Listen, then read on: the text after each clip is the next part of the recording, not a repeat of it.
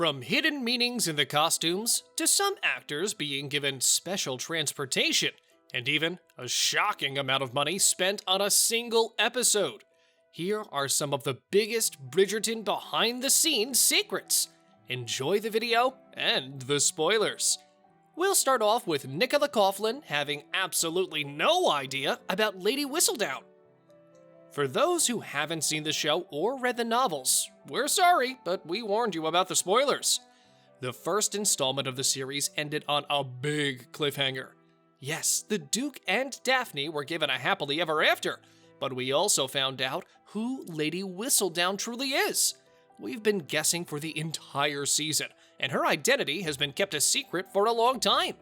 This was such a big secret that even Coughlan, who played Penelope in the series, had no idea about her character's secret until after she got the role.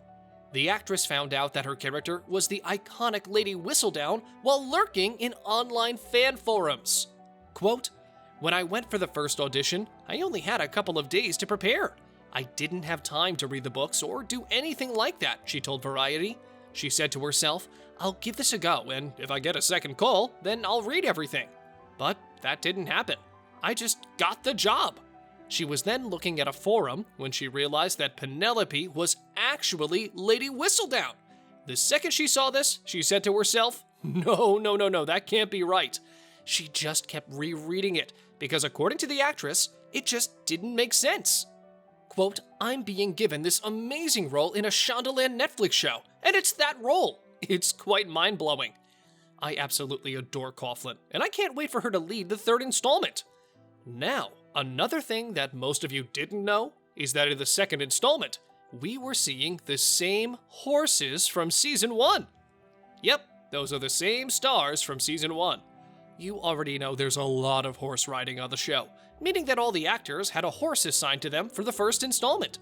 According to Netflix, the actors fell in love with the horses, which led to horsemaster Steve Dent having to make sure everyone gets the same horse for the second season.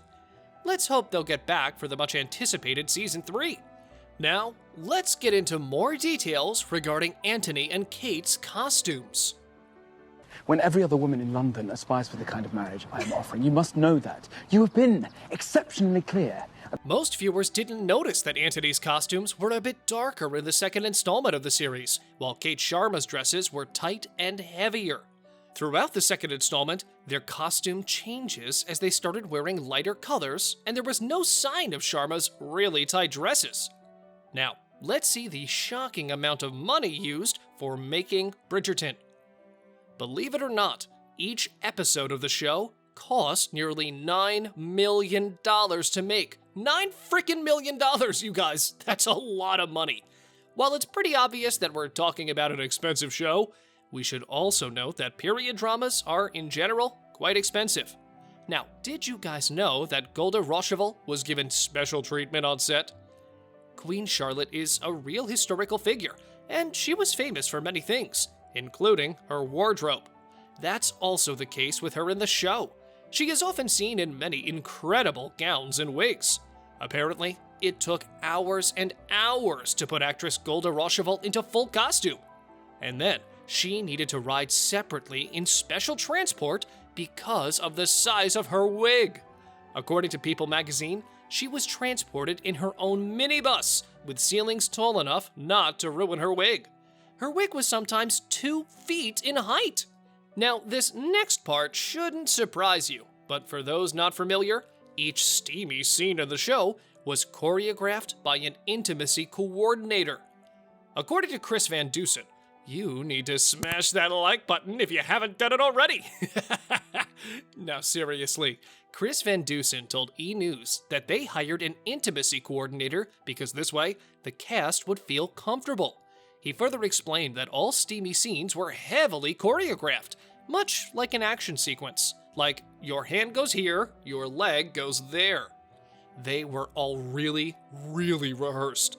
Phoebe Dynevor added, quote, "We worked really hard at making them feel real. I was very safe. I felt very safe with Regé and an intimacy coordinator.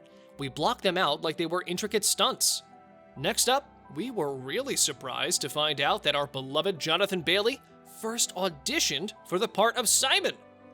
Let's be honest here. We can't imagine anyone else other than Rege-Jean Page playing Simon, Duke of Hastings.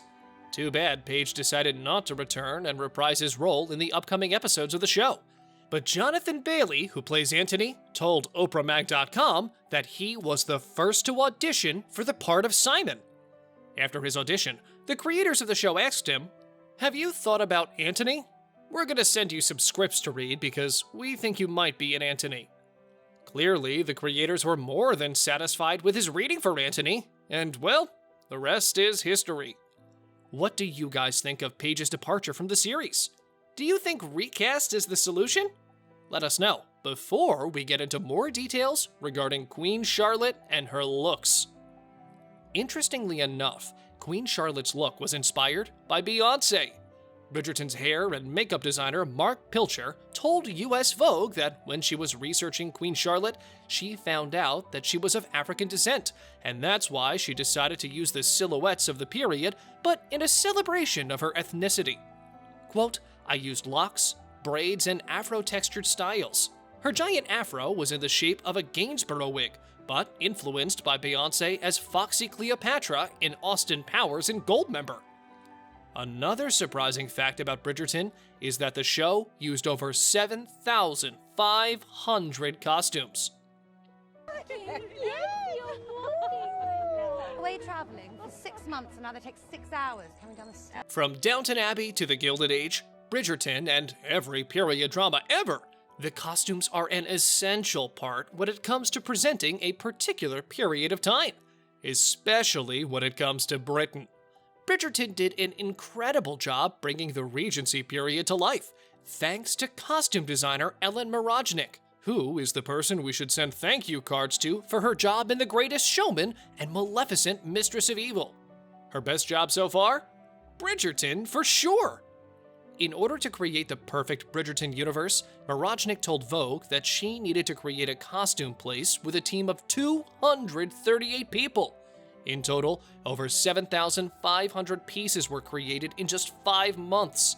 In the same interview with Vogue, the costume designer explained where and how she took inspiration from. She said she took inspiration from the Christian Dior Designer of Dreams exhibit that toured the Victorian and Albert Museum, particularly the New Look collection of dresses from 1947 that Dior is known for. Another interesting fact about Bridgerton is linked to boxer Will Mondrich. Did you guys know that he was based on a real fighter? While the Bridgerton storylines are taken from the novels the show is based on and are pure fiction, Queen Charlotte is based on a real historic figure. Charlotte of Mecklenburg-Strelitz was a German noble who became queen consort to George III upon their marriage in 1761. The queen, however, wasn't the only historical figure who was presented in the show.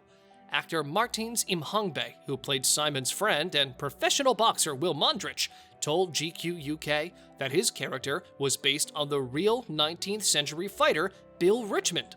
Quote, "He found a lot of favor in society due to his charisma and his boxing ability," Imhangbe told the magazine, adding that he used boxing as a way out and as a way to provide for himself and his family. The actor also explained that in the first installment, we are seeing the boxer trying to build a reputation. Per a report by History Extra, Richmond is Britain's first black sports star. He was born a slave in Staten Island, New York.